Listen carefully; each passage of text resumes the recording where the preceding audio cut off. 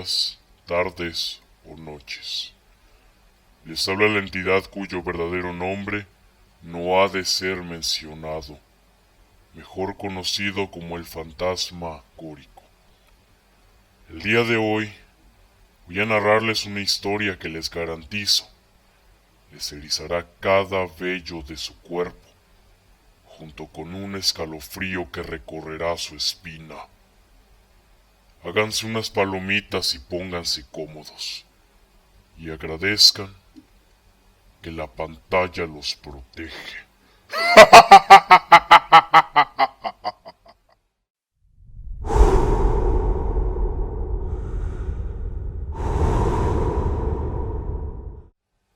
La siguiente leyenda data de 1841 y ocurrió en Buenavista, Nayarit. José María Castaños era un empresario de origen español que compró un terreno y edificó en el mismo una gran fábrica de textiles, idéntica a una que había visitado en Bélgica. Ahí contrató muchos obreros humildes de sus alrededores, a los que explotaba sin compasión. Lamentablemente, en aquella época los trabajadores no gozaban de ningún derecho, por lo cual sus patrones les pagaban una miseria a cambio de horas de trabajo extenuante. Un día, cansados de tanta miseria, los hombres organizaron una huelga y se rebelaron contra don Chema.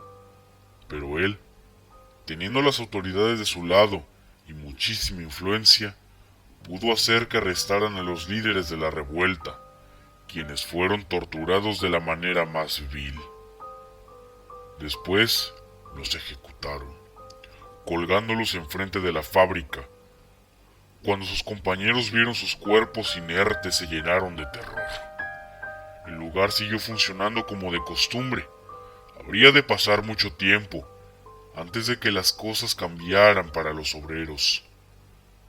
Hoy en día, corre el rumor de que quien visita la fábrica de noche puede escuchar los gritos, el llanto y el sufrimiento de aquellas personas masacradas, e incluso ver la sombra de sus cuerpos colgando de los árboles.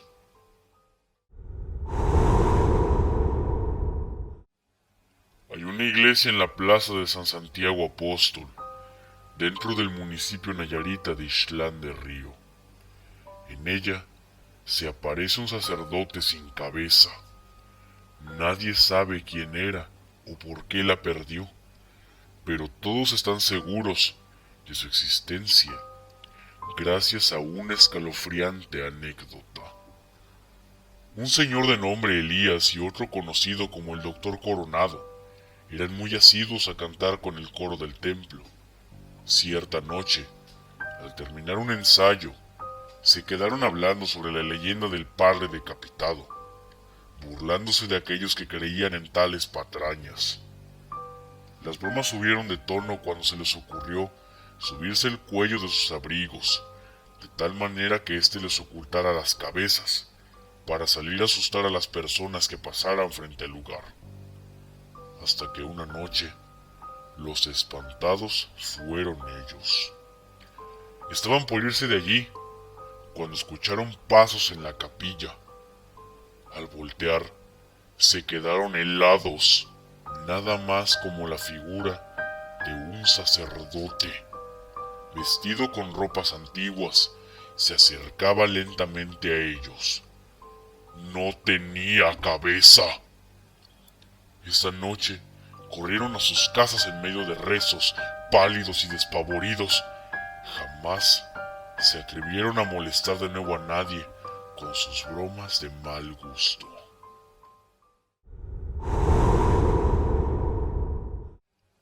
En Bahía de Banderas se encuentra el típico ejido de Jarretaderas, donde sus habitantes cuentan una historia.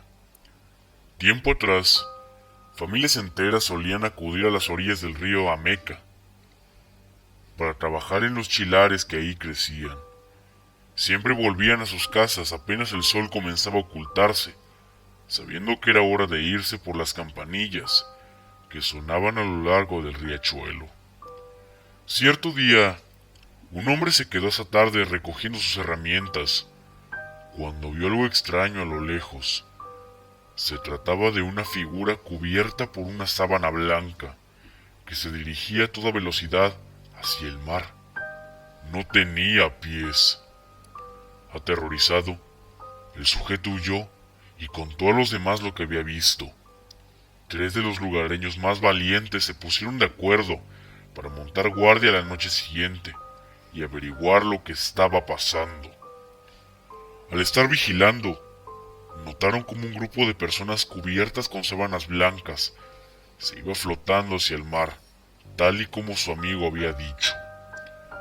Uno de ellos, consternado, decidió regresar a casa con su familia y los otros 2 se quedaron, tratando de seguir a aquellas figuras.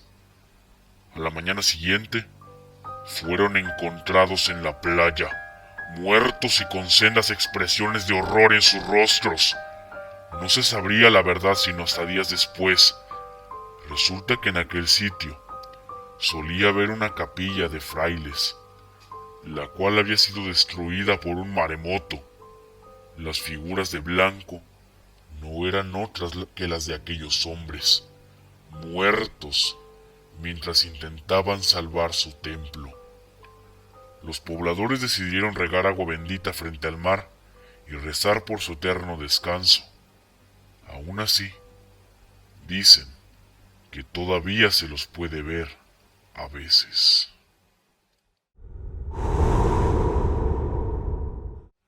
En la capital de Nayarit, Tepic, vivía un hombre que acababa de separarse de su esposa, con su pequeña hija Claudia. A pesar de haberse quedado solos, los 2 vivían felices y muy tranquilos, sin sospechar que un desafortunado accidente alteraría su existencia. Sucedió que Claudia estaba cruzando la calle cuando fue atropellada por un camión. El impacto del accidente fue tan terrible que la mató. Su padre, desconsolado, arregló los trámites del entierro y se dispuso a seguir su vida con mucha tristeza.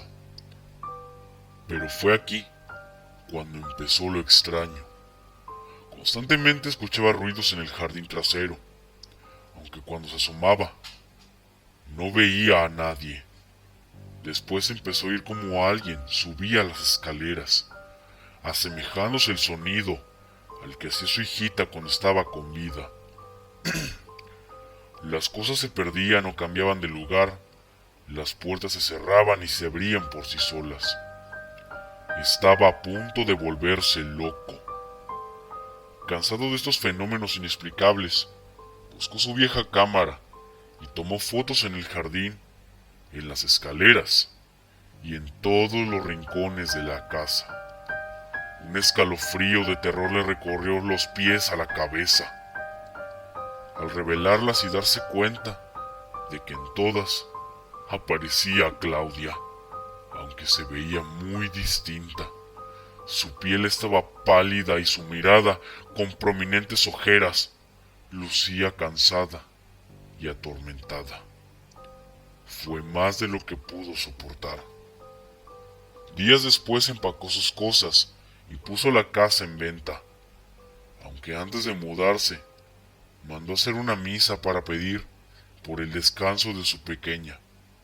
De nada sirvió, puesto que los inquilinos siempre terminaban marchándose, asegurando que veían la figura de una niña llorando. Se cree que Claudia sigue penando en ese sitio que alguna vez fue su dulce hogar.